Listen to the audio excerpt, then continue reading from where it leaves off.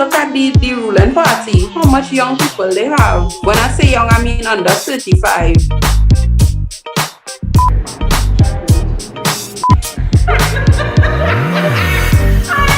Our last Minister of Education.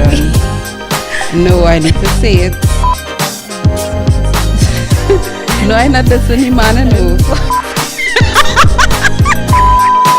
Guys, we're back again with a new episode. Today we would be touching on the business side of TNT and the whole concept of supporting local, and what does it mean to support local, and are we actually supporting local when we say support local? So Amris, what are your thoughts on today's topic? Okay, so my first issue, as you rightly said, is this whole thing with supporting local. For me, I find a lot of small business owners use the support local thing as a way, to more or less threaten people to support them in a sense, because for them it's like, see about us or else, or, it better to support somebody from your country than a foreign person. But when you really get down to the nitty-gritty of it, and you really assess like the quality of products and the quality of service that you would sometimes, not even sometimes, quite often get from local people, as opposed to, foreign mass-produced stuff, it's worlds different. So that's my first issue. For me, I do not walk down Frederick Street and be picking up money, right? I just had to work for money. You understand? I don't have any kind of links on central bank that just giving me money like that. I working for my money. So when I spend my money, right, I expect to get quality and value for my money. And I think that's with most people. So for me, I have a slight issue with the support local slogan and the way that it is used. Don't get me wrong, I love to support local. I really do. If I could find a local person who is able to provide every product and service at a reasonable cost, for me, I will obviously go with that person first. But the way in which, the whole support local thing has been like, it come like it's a weapon now. You understand? Yeah. Like they're trying to bully you into buying their product because it's local. And for me, like, that don't match to me. Because at the end of the day, it's my money. I could spend it how I want and where I want.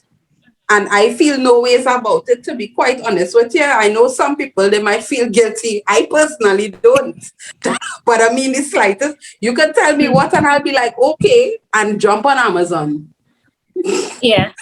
My thing with, like, I have no problem supporting local. My issue has always been, what local are we supporting, right? Because people like to say support local.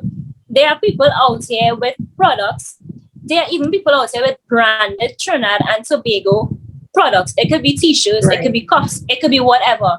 Right. And they get any t-shirts somewhere from China, it being printed before it reach in Trinidad. Like, everything is manufactured away. So what exactly local are we supporting? Exactly. Is it that we supporting your idea because you are a Trinidadian, so that's your idea of supporting local because you come up with the idea?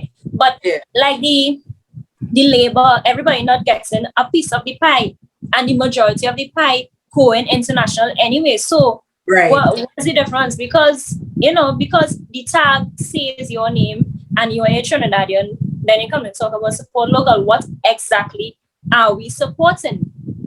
It's and not that's local. The irony. Yeah, and that's the irony. And it's like it can't find.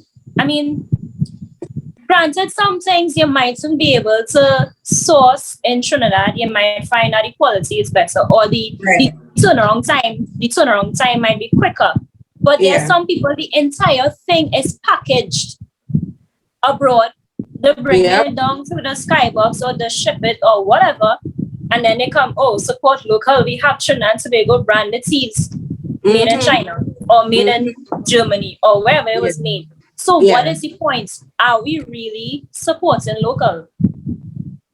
That's the ironic part about it. You not even supporting Supporting local. local. Exactly.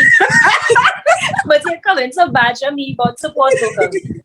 And that's the thing because, okay, let's take for instance the whole t-shirt thing, right? Let's say somebody is putting like a real nice Trinidad and Tobago logo, something representing our culture or some aspect of something in our country, and they just ordering the jerseys off of some random wholesaler site before they go buy Yorks and Sun in El Socorro Exactly. and purchase it, and then they want to turn and tell you, you know, York's selling the jerseys are just calling a random price here. York selling the jerseys $30-$40 a piece, and if they buy it abroad, they getting it probably for like, let's say 10 to 20 dollars a piece. So for me, if it is you really think that we as the consumer should make the effort to support local, and by make the effort more often than not, local things are more expensive than if we buy, you know, foreign things, depending on what the product is, right? If it is the consumer should make the effort, right, to purchase those local things for the sake of supporting local, why you as the business person can't also make an effort? You understand? In the sense that, you know, ban your belly a little bit, you know, it might cut into your profits a little bit to support another local person, because it's just a matter of doing your research. And that for me is another issue that I have with a lot of up and coming small businesses too. They just get an idea. Some of them, how it seems, is they get an idea, and you know, it's a great idea, you know, it's something innovative and something that is a, you know, a guaranteed profit maker. But do your research. Please do your research. Find out first if you have any suppliers. And even if it doesn't have to be in Trinidad and Tobago, what about within the Caribbean region? Yeah. Because we always talking about, you know, the CARICOM, we want CARICOM and we want the CSME to be effective. But what are we on a personal level doing to, you know, aid those efforts, you know, to encourage trade within the Caribbean, like, you know, what, you know, things like that. Yeah, Now. So I understand what you're saying. do all your research. Also, it have other things that business owners need to know. You could imagine, and I'm not trying to put nobody business out there, because I mean, I know a few small business owners, but I don't know like the intricacies of the business. How many of you all actually registered, VAT registered, and just pay all your taxes? But not even that. Like, how many of them actually register the company name Good thing. in the Good, affairs? exact. That's a good question. Let's start there. I wonder if some of them even know that when you start a company, you're supposed to go to do a name search to find out if the name is available. That's the first step. You understand? Like, you'll complain so much about, you know, everything that the customers have issues with, everything the customers doing or not doing. But I find like it is lacking, and you're seeing it more and more because, I mean, in certain dealing with customs right now, especially in this Pacific, is very, very difficult. Yeah. So finding somebody local that is able to provide something that you would ordinarily buy online or when you travel, It's that much to more me is convenient. right. So is in dealing with these persons offering some of these products that we'll usually buy online, I get to realize like, okay, you all just open a business, but you all didn't like research what was required. You all didn't research, you know, do your due diligence. And for me, that's all that is part of being responsible. Yeah, but And I as you think, touch on customs, right? yeah, And have Lord some people Father. here, and again, we back on support local. I mean, I understand that it's like, especially due to the pandemic, everybody is trying to branch off and adapt as best as they can. And there are people Yeah, out there who start online businesses selling clothes and whatnot yeah, that they order using their skybox, the same skybox that everybody else in the whole country have. the clothes that everybody have internet access to go on the actual website it came from to see that it was $2 a piece. And I'm not saying you can make a profit there. I'm not saying no, but how you can come back and sell it for all kind of $300 and $400? What kind of wickedness is that? Yeah, nah, yeah. No. And no, and so boots, some of them, like you would go on the pages, on the Instagram pages, looking at the clothes, and it will be saying pre-order only. So best I just go. I don't understand. Best I just go and order my thing because what's the point? Yeah. It's the same 2 or 3 weeks if you order it, if I order it, and it will be cheaper for me. Like I understand that you may not be sure if people are going to buy all the products. Like you don't want to order and then you have a whole set remaining. But if you have a business, then you have to be willing to take the risk. You can't pass that risk on to me, the consumer. You have to take the risk. Order two articles in each size or whatever, and try to get them sold.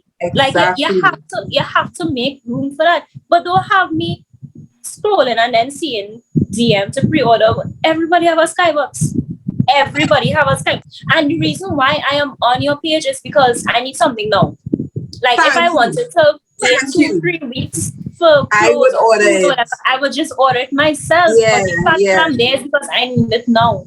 Yeah. Or I need it, in a short space of time, and I didn't get a chance to order it. So what are you trying to do? And that's the thing, that goes to show you. For me and you, ZENA, we know how to order things ourselves, right? But what about the people who don't know how to order online, or probably don't have credit cards, or don't have the means to order?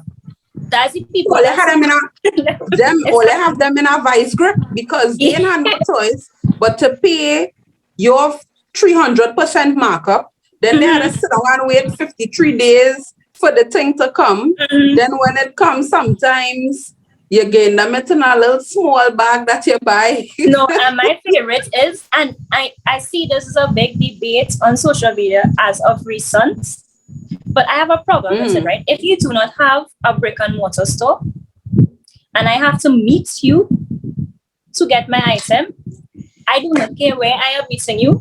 You cannot charge me a delivery free because I am also like, if you charge me a delivery free, it needs to come by my door. My door. It needs to come by my door. Yeah, them just but it can't be you arranging to meet me by Massey St. Augustine. Don't mind 2 minutes away, but by Massey St. Augustine.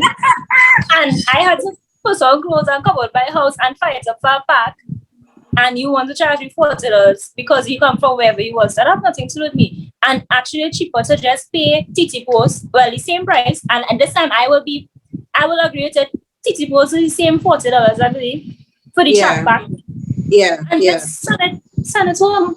Send it by my address or whatever. And girl, you know what I see some of them doing now? They have the TT Post delivery price and then they have their delivery price. My thing is this, when I get my thing from TT Post, it comes in a sealed TT Post track pack bag, not some random little plastic and you have bag. To sign for it. So if it goes missing, TT Post will tell you, well, so and so sign for your package, Exactly. So you have some form of and then you show it and then you, the same person, or probably if you have like somebody doing deliveries for you showing up to deliver, and I'm not getting the same level of service. Sometimes they don't even send you a receipt. And my thing is this, right? It's so easy to like get virtual receipt apps that when you exchange money, the person can forward a receipt to you and you get it on your phone. So it's like they don't want to accept no kind of liability. And the thing about it is, right, we could argue, and I know it would have a lot of people who, they have small businesses that they would probably have started within the last 10 years to now. And they might argue and say, well, I don't do that. But the thing about it is the businesses that we have seen coming up within the last 5 years, enough of them operate like that. And don't talk about the DM for price. That DM for price. There's From great. inside, I see DM for price in translation, and my brain was translated that to come off this page, go on the next page. That is all I read that as.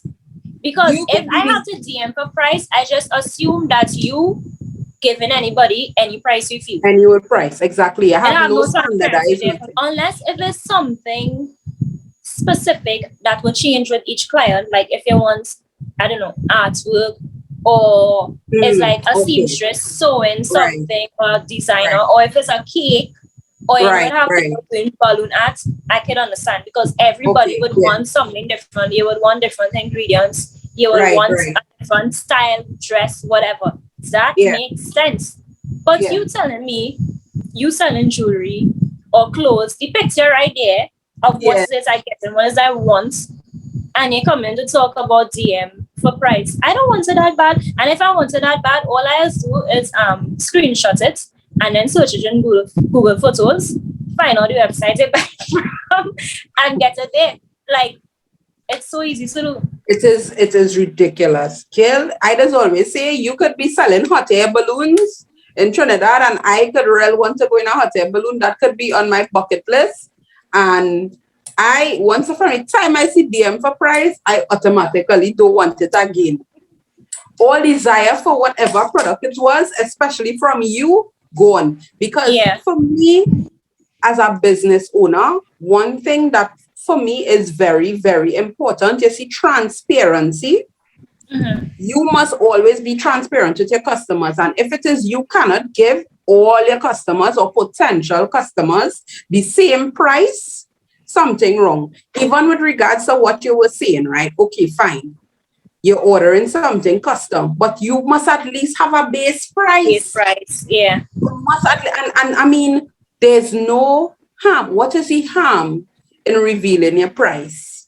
Because let me tell you something. I remember a couple of years ago, probably about 2-3 years ago, I had posted about it on my Facebook about, how I do agree with the whole DMing for price. And somebody who was a small business told me that sometimes people refuse to disclose their prices because they don't want their competitors to know, or, for she lists a whole set of other reasons which she probably thought sounded reasonable. To me, that sounded like crap, but that's a story for another day. And then, girl, a little while after that, I saw on a particular business person's page, and that person notorious with the DM for price. Like even when people would comment and ask, what's the price of this, they would say, "Hi, hon, please send a DM for price." Somebody like the DM the person for price, and under all Right. this is $700. This is $300. No, they're right. Because Because what is the they're very secret? right. What is the big secret? And like the person, like they tried deleting some now. So the same person commented again and was like, "Stop deleting my comments. Let your customers know." Now I laugh because that's the kind of pettiness I just live for. I just don't have time for it. But at the Yeah. same time, if you're really interested in getting clients, like building a clientele, there are people that will patronize regardless of what price you call. Yeah. There are people that will patronize as long as you give quality service and quality products. Once the You will build up experience a is there, they clientele. will.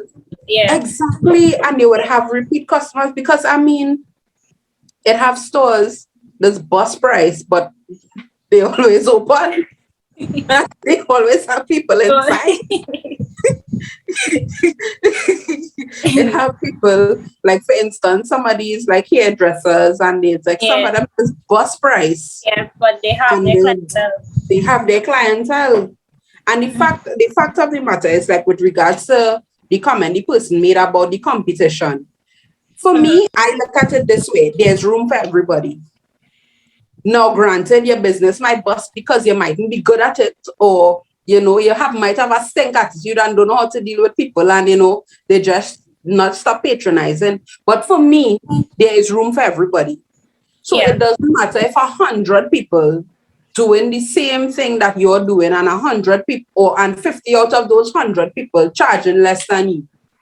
There's room for everybody. But that point, that don't even make sense, because who's to say, Amorous, you could have a business and I could have the same business, and you saying DM for price because you don't want me to know. Yeah. But I could send somebody to DM for your price. Like that. Make a fake profile. I don't even need to do that. Just ask a family member that the person don't know me, and just DM for price. Like, that don't even make sense. She thought that sounded good. That goes to show you their mentality. A lot of them, it is clear that they are more focused on competing with persons rather than serving the customers. Yeah. And for me, that is one thing I cannot stand in this country. The way we approach customer service is abysmal. It is horrible. Yeah, it is. It is horrible. And then some people feel that calling somebody hun, love, and darling equates good customer service. That is extremely unprofessional. So all of the girls that doing that strippiness, please stop it. It is extremely unprofessional and off-putting to serious customers. Please stop immediately. If it is, they have to go to YouTube and, look at some videos on how to treat with customers, because really and truly you might know how to respond to messages sometimes. Do that. Educate yourself. Talk to other people. Nothing is wrong with networking. Talk to other business owners. Do something, but thinking you're gonna just slap on a hun on an extremely disrespectful message to me and feel you still gain my money. And I find that people have because a lot of the discourse, it happens on social media with regards to online businesses and customer etiquette and all that. And I saw a time on Twitter, people had a problem. No, everybody have their own way how they would message, right? Like me, if I am interested in something, I would just say, hi, I'm interested in so and so and so and whatever. Like, let's say if it's to make a reservation or something. Right. Book an appointment. Mm-hmm. And there are people who have issues when someone would message them and get right into the message without saying good morning or good afternoon. Why not calling you? Like, somebody would just say, hi, I'd like to make an appointment for tomorrow. Is it available? They finally must say good morning. And that is your friend? They're not here for that smoothie people. To the point, to me, I have no problem with that. If I was running a business, I have why are you telling me good morning? I'm not interested in that. I mean, if it's with fine, I would say good morning back. But yeah, let's get to the point. Why you have an issue with somebody not saying good morning, good afternoon? And my thing is, once the message was not disrespectful, if they just say, I'd like to make an appointment for so and so time. Mm-hmm. Why are you coming? Good morning. The people not here for that. They're not here for that. But that is a petty issue. That is a petty issue. That is not something to be mad at a customer, but especially because it is online, not even say a face-to-face conversation. Yeah. Why is that an issue? And that's how is that even an issue? The good morning, not putting any more money in your pockets. Exactly. I was like, this is what you're complaining about because the lady didn't say good morning. Nobody can tell you good morning. But I don't understand. I don't get it at all. Yeah. And girl, as you say that, you know what else I don't like to see? You see the people, and why we focusing on small businesses is because you don't see persons with bigger businesses or well-established franchises. You don't see these things from them, right? All the time. All the time. The ones who like to go and complain about their customers and vent about their customers on social media. And post screenshots on social media. Don't do that. That is in such poor taste. And for me, your product could be looking 100. If I see you doing that, I don't want anything from you, because it looks to me that you could do me that shippiness at any moment. And then, of course, more often than not, I've realized that is misunderstandings Yeah. that cause people to, have issues when dealing with clients or customers. And you absolutely blew it out of proportion and make things worse, not even for the customer, for yourself. Because you really think another business owner going to deny that particular customer sale because you put them up. And I mean, those misunderstandings, like, you all need to realize that it's an online conversation you're having.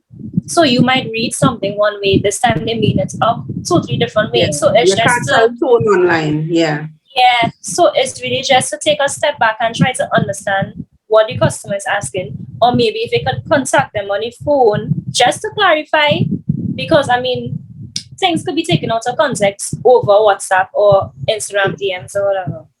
true. And I mean, it's not to say that we don't have truly disgusting persons out here, because there really are people that feel that they have the best money in the world and their Yeah. money have greater value than anybody else's money. And they really do want to treat not just the business owners, but sometimes the employees with scant respect, and they want to go out of their way to, I don't know, lord some kind of superiority over them, because they tell themselves that some of the people need the sale, and like, they might probably dry up on the side of the road without their particular sale. That we understand and we acknowledge that. But at the end of the day, for me, how I see it, if you have a business, that requires a great deal of sacrifice. So it has certain things. If you have a sharp tongue like me, you might really have to swallow it and, really like take the high road in dealing with some clients. Why you putting up your customer or your clients on social media? You're going Oh, live to been talk about like, the client. yeah. Oh gosh, that is in very poor taste. That is in very poor taste. And I mean, if you as a business owner, a small business owner, taking issues sometimes with, I mean, some of the issues is be serious things, right? Because it have people just go by small business owners and they don't pay, and sometimes the bill is in the thousands of dollars.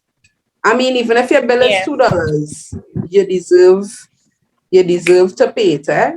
But it have people that is do them things, eh? So fine. But when we look at the general landscape of our country, some people will quicker support a established franchise who may or may not be locally owned, rather than deal with somebody who is a small and up and coming business doing the same thing, because they want to avoid that kind of, that same kind of publicity in a sense now.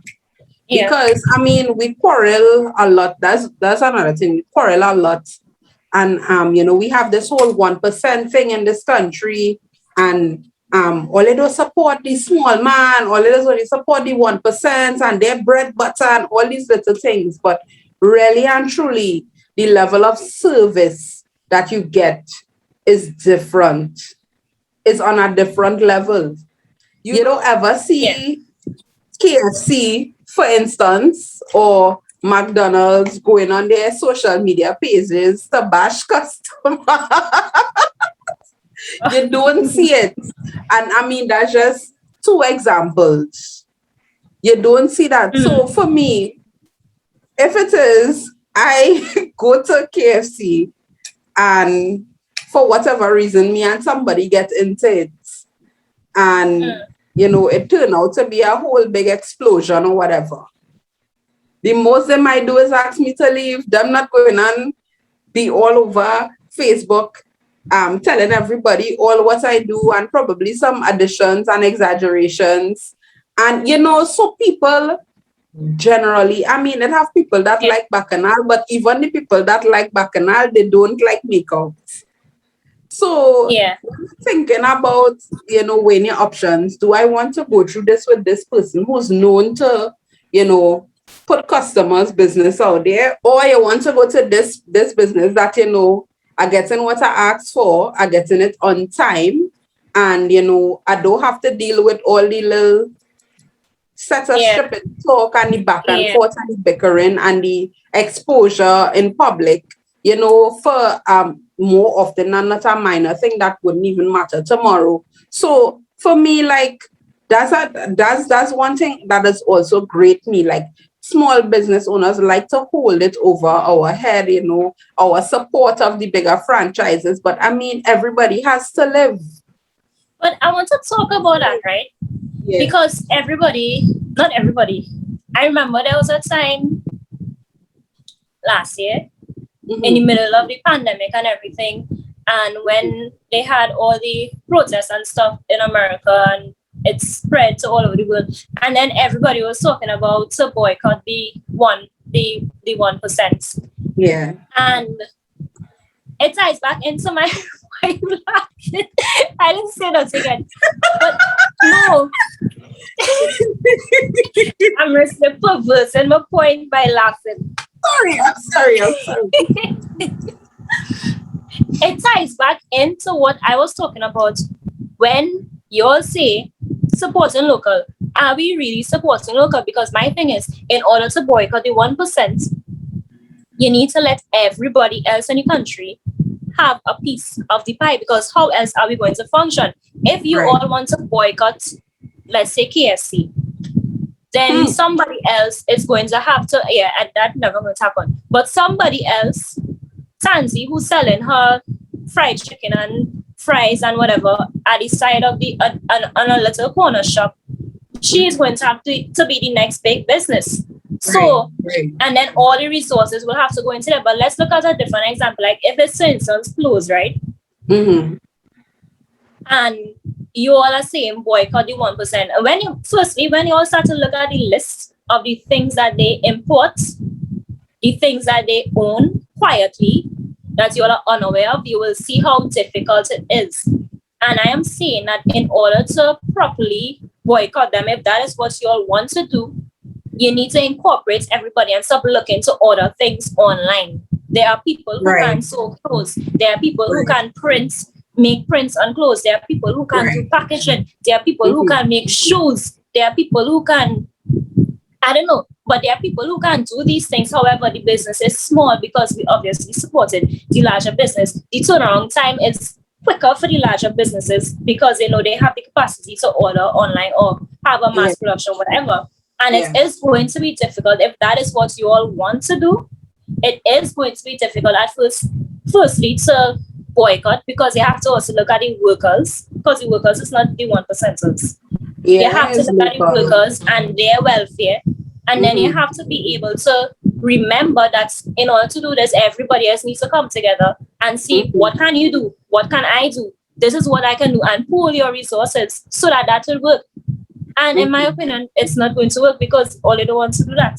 Nobody, they're not going to do it. They're not doing it.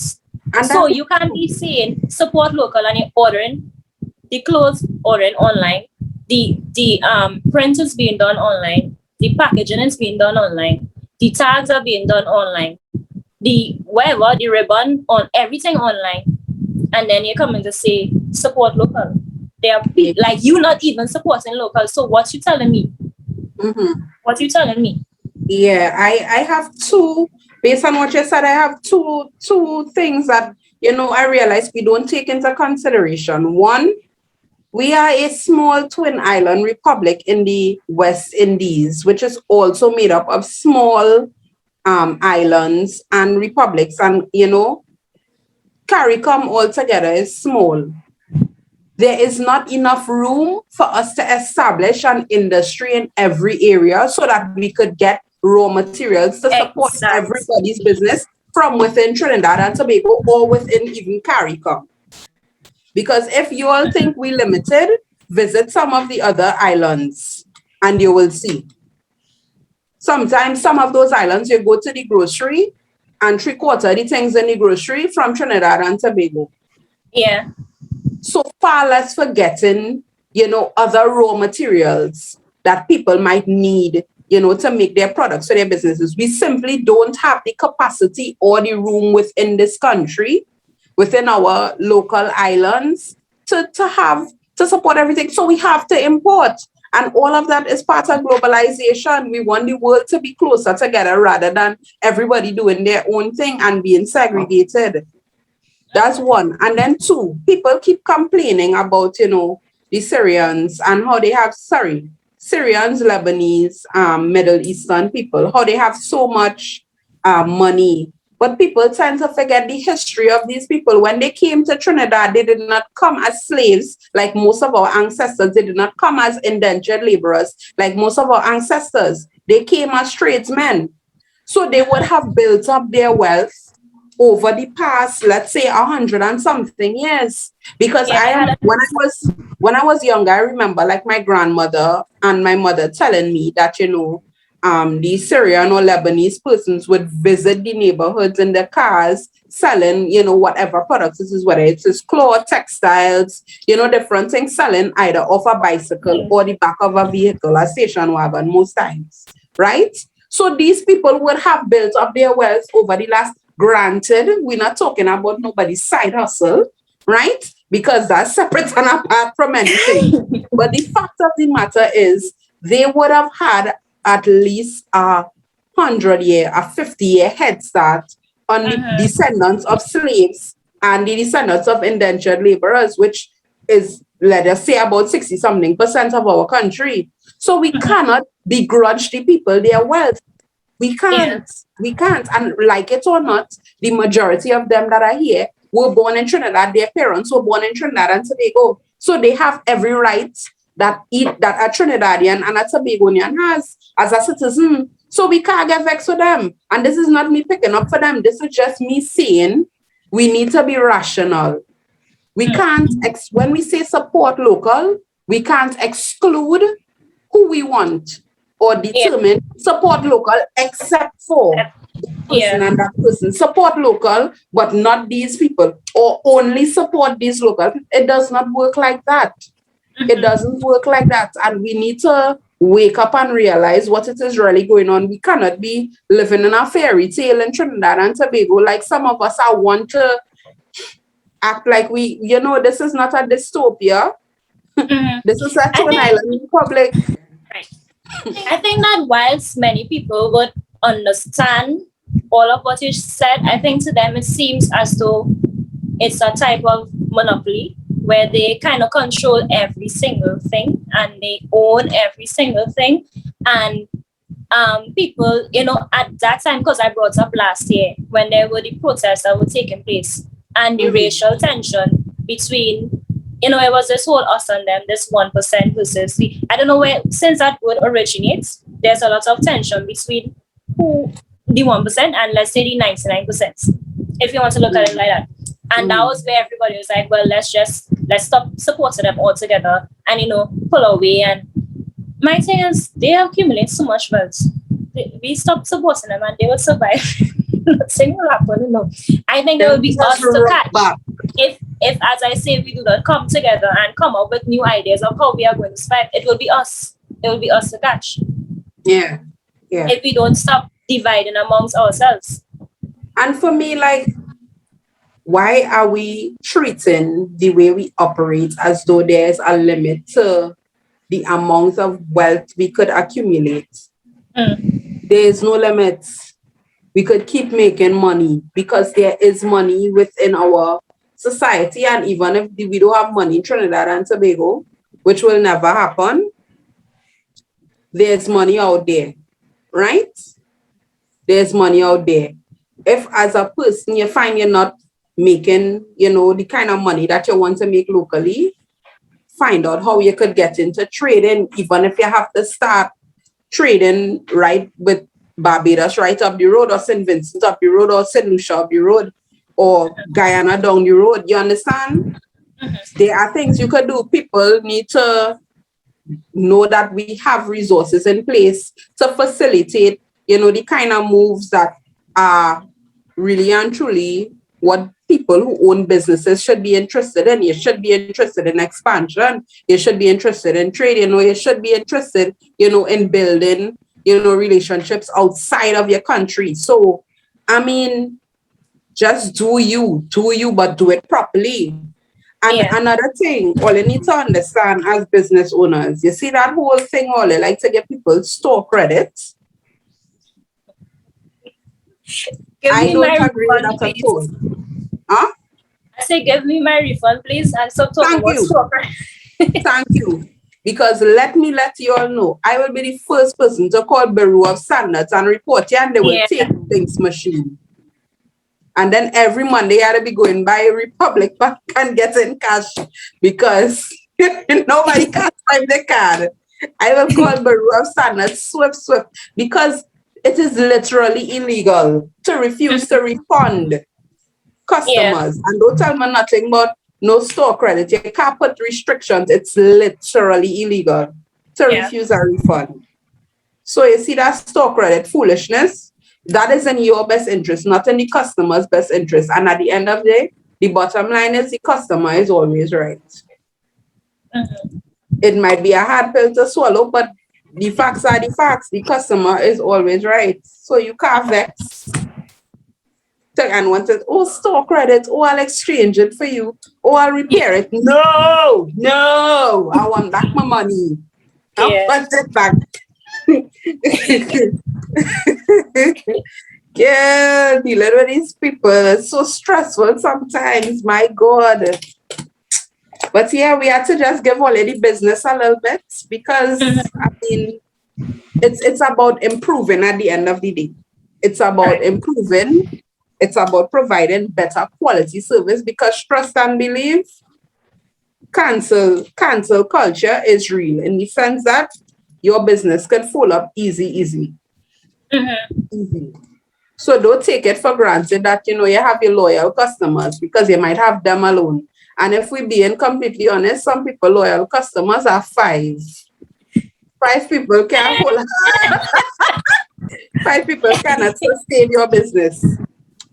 So do good, treat all your customers good, treat your business good, Be a professional. At the end of the day, you must endeavor to be professional. And educate yourself, find out what services we have out there, Ministry of Trade have a lot of services that are offered. And then, we have a lot of short courses available that, you can educate yourself about business. Some of them free, and even if they are not free, think of it as an investment into your business, because only your business could benefit from you improving your skills. So yeah, I think that's about it. Okay guys, that's it for our episode. Thanks for watching. Be sure to follow us on Facebook, YouTube, Instagram at the SideWalk Senate Podcast, and look for our next episode on Sunday at 6. Bye.